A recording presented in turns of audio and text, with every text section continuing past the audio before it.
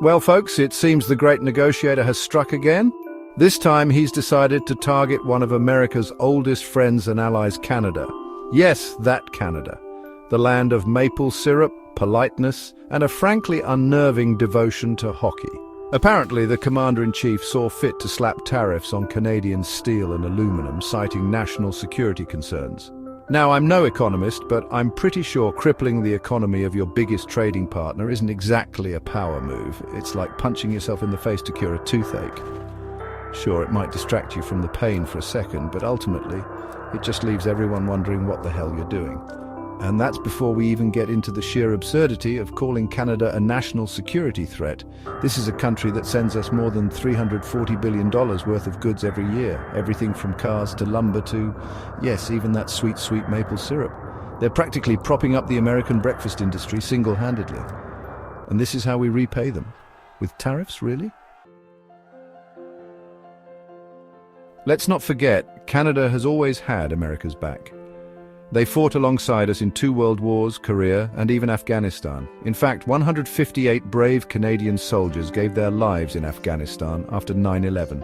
Standing shoulder to shoulder with American troops. They didn't have to do that. They chose to, because that's what friends do. They show up, they help out. They don't, slap tariffs on each other's exports over some flimsy excuse about national security.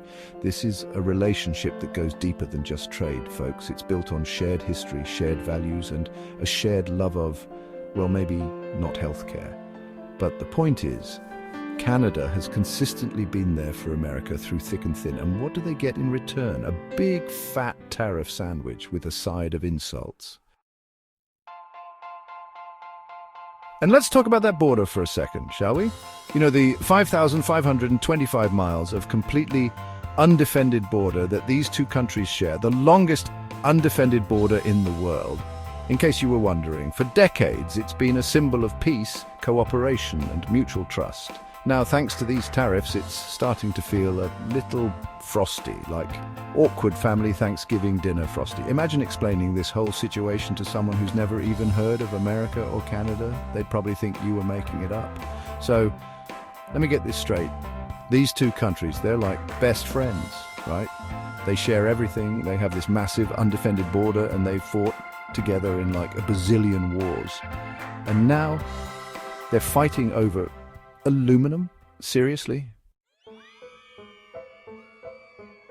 Look, I'm all for a good trade war as much as the next guy who doesn't understand how trade wars work, but this isn't a game, folks. This is real life.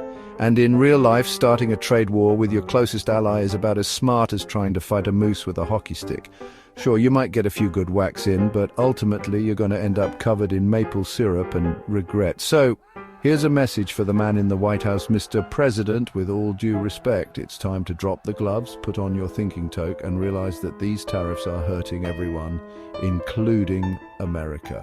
Because the only thing thinner than this justification for a trade war is the ice you're currently skating on. And buddy, you're headed straight for the penalty box.